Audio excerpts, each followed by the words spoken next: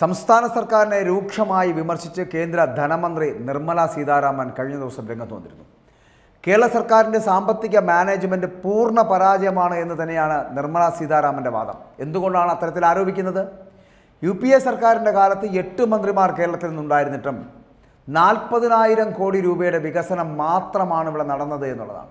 എന്നാൽ മോദി സർക്കാർ 1,50,000 കോടി രൂപ സംസ്ഥാനത്തിന് വേണ്ടി അനുവദിച്ചിരിക്കുന്നു.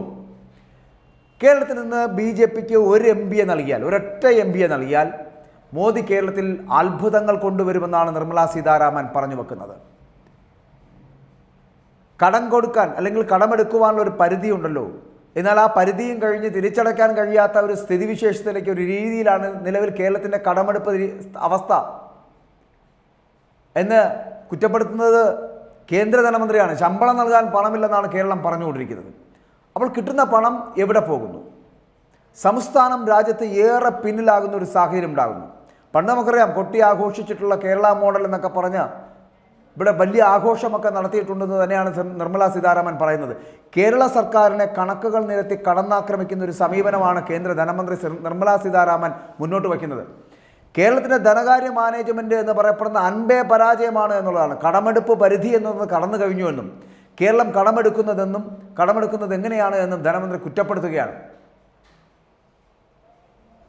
ഒരു രാഷ്ട്രീയം കളിക്കുന്ന അവസ്ഥയിലേക്ക് പോകരുത് കേരളം എന്നുള്ളതാണ്. 2016 മുതൽ കേരളത്തിൻ്റെ ധനകാര്യ മാനേജ്മെൻറ്റ് എന്ന് പറയപ്പെടുന്നത് സമ്പൂർണ്ണ പരാജയമാകുന്നു.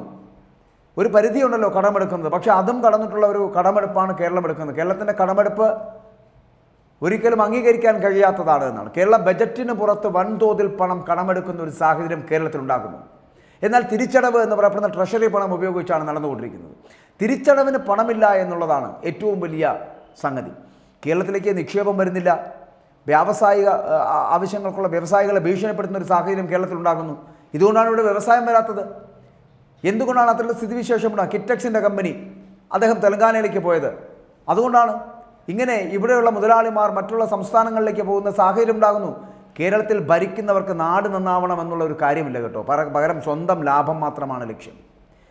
അത്തരത്തിലൊരു സ്ഥിതിവിശേഷം കേരളത്തിലുണ്ട്. കേരളത്തിൽ അഴിമതിയുടെ പരമ്പരയാണുള്ളത്. സ്വർണ്ണക്കടത്ത്, ലൈഫ് മിഷൻ കേസുകൾ, മാസപ്പടി, ഇങ്ങനെ പരാമർശിക്കുന്നതിൻ്റെ എല്ലാ തരത്തിലുമുള്ള വിമർശനങ്ങൾ നടത്തിയിരിക്കുന്നു. ദേശീയ ശരാശരിയേക്കാളും കൂടുതലാണ് കേരളത്തിലെ തൊഴിലില്ലായ്മ നിരക്ക് എന്നാണ് നിർമ്മല സീതാരാമൻ പറഞ്ഞു വെക്കുന്നത്. നിങ്ങൾക്കൊരു പ്രശ്നമുണ്ട്. ഇവിടെയുള്ളത് ഒരു കമ്മ്യൂണിസ്റ്റ് സർക്കാരാണ്. MP-മാർ വീണ്ടും പ്രതിപക്ഷത്തിരിക്കുന്നവരാണ്. ഞാൻ പറയുന്ന വാക്കുകൾ നിങ്ങൾ ശ്രദ്ധിക്കുക. UPA സർക്കാരിൻ്റെ കാലത്ത് നികുതി വിഹിതമായിട്ട് കിട്ടിയ തുക എത്രയാണെന്നറിയാമോ? 46,303 കോടി രൂപയായിരുന്നു. എന്നാൽ മോദി സർക്കാരുകളുടെ 10 വർഷക്കാലത്ത് 2024 ഫെബ്രുവരി വരെ 1.55 ലക്ഷം കോടി രൂപയാണ് കേരളത്തിന് വേണ്ടി നൽകിയത്. ധനകാര്യ കമ്മീഷൻ നിർദ്ദേശിക്കുന്ന തുക അത് നെയ്യാ പൈസ കുറയാതെ സംസ്ഥാനത്തിന് നൽകി വരുന്നുണ്ട്. ഫെബ്രുവരി വരെ കേരള മോഡൽ എന്നത് ഒരു കാലത്ത് നിങ്ങൾ പറയുന്ന പോലെ വലിയ സംഭവമായിരുന്നു, ശരിയായിരുന്നു എന്നൊക്കെ പറയുന്നു. എന്നാൽ ഇന്നത്തെ സ്ഥിതി അതാണോ? അത്തരത്തിലല്ല കേരളത്തിൻ്റെ സ്ഥിതിവിശേഷം എന്ന് പറയപ്പെടുന്നത്. കടമെടുക്കുന്നതിന് പരിധി കഴിഞ്ഞു പോകുന്ന ഒരു സംസ്ഥാനമായി കേരളം മാറുന്നു. വികസന കുതിപ്പിലെത്താൻ കഴിയാതെ തളർന്നു നിൽക്കുന്ന ഒരു സംസ്ഥാനമായി കേരളം മാറുന്നു. സംസ്ഥാന സർക്കാർ എന്ന് പറയപ്പെടുന്നത് സ്വന്തം ലാഭം മാത്രം നോക്കി മുന്നോട്ട് പോകുന്ന ഒരു സർക്കാരായി മാറുന്നു. രാഷ്ട്രീയം കളിച്ച് രാഷ്ട്രീയക്കാർക്ക് മാത്രം അഭയകേന്ദ്രമാകുന്ന സ്ഥലങ്ങളായി ഈ കേരള സർക്കാരിൻ്റെ ഇടങ്ങളാകുന്നു എന്നുള്ളതാണ് ഏറ്റവും വലിയ വസ്തുത എന്ന് പറയപ്പെടേണ്ടി വരുന്നു. ഇങ്ങനെ ഒരു സംസ്ഥാന സർക്കാർ ഒരു സംസ്ഥാനത്തെ മുച്ചൂടും മുടിക്കുന്ന തരത്തിലേക്ക് എത്തപ്പെടുന്നുണ്ടെങ്കിൽ ഇങ്ങനെയുള്ള ആൾക്കാരെ വിജയിപ്പിക്കേണ്ടതിൻ്റെ ആവശ്യകതയുണ്ടോ? ലോക്സഭാ തെരഞ്ഞെടുപ്പ് അടുത്തിരിക്കുന്ന ഈ വേളയിലെങ്കിലും കേരളത്തിലെ ജനങ്ങളൊന്ന് ഉണർന്ന് പ്രവർത്തിക്കേണ്ടതുണ്ട്. ഇങ്ങനെ എന്നും പ്രതിപക്ഷത്തിരിക്കുന്നതിന് വേണ്ടിയിട്ട് മാത്രം ഇവിടെ നിന്ന് 20 MP-മാരെ അങ്ങ് ഡൽഹിയിലേക്ക് അയക്കേണ്ട ആവശ്യമുണ്ടോ എന്ന് കേരളത്തിലെ ജനങ്ങൾ മനസ്സിലാക്കുക, ചിന്തിക്കുക. അതിനുശേഷം മാത്രം വോട്ട് രേഖപ്പെടുത്തുക. ഒരു കാര്യം കൂടി മാത്രം പറഞ്ഞു വെക്കുവാൻ നിർമ്മല സീതാരാമൻ ശ്രമിക്കുന്നുണ്ട്. UPA സർക്കാർ ഭരിച്ചിരുന്നപ്പോൾ കേരളത്തിൽ ലഭിച്ചിരുന്ന തുക എന്ന് പറയപ്പെടുന്ന 46,000 കോടി രൂപയായിരുന്നുവെങ്കിൽ കഴിഞ്ഞ 10 വർഷത്തിനുള്ളിൽ കേരളത്തിൽ ലഭിച്ചത് 1.55 ലക്ഷം കോടി രൂപയുടെ പദ്ധതികളാണ് നരേന്ദ്രമോദി നൽകിയത് എന്നുള്ളതാണ്. ഒരു MP പോലും നിങ്ങൾ ഇവിടുന്ന് നൽകാതെ ഇത്രയും അത്ഭുതങ്ങൾ അദ്ദേഹത്തിന് കാണിക്കാൻ കഴിയുമെങ്കിൽ ഒരു MP നൽകൂ.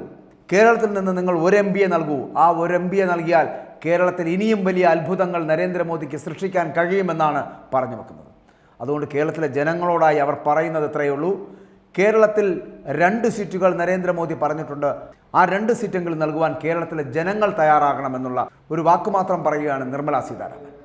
അതുകൊണ്ട് കേരളത്തിൽ നിന്ന് ലഭിക്കാവുന്ന, കേരളത്തിൽ ഇപ്പോൾ നടന്നുകൊണ്ടിരിക്കുന്ന ഈ സ്ഥിതിവിശേഷങ്ങളെയൊക്കെ മാറ്റിമറിക്കേണ്ടതുണ്ട് എന്നും കേരള രാഷ്ട്രീയത്തിൽ അത്ഭുതങ്ങൾ കൊണ്ടുവരേണ്ടതുണ്ട് എന്നുള്ളത് കൊണ്ടും കേരളത്തിൽ നിന്ന് ഒരു MP എങ്കിലും നൽകിയാൽ ഈ രാജ്യത്ത്, ഈ സംസ്ഥാനത്ത് വലിയ അത്ഭുതങ്ങൾ ഉണ്ടാകാൻ പോകുന്നു എന്നുള്ള സൂചന കൂടിയാണ് അത് എന്ന് നമുക്ക് മനസ്സിലാക്കാം.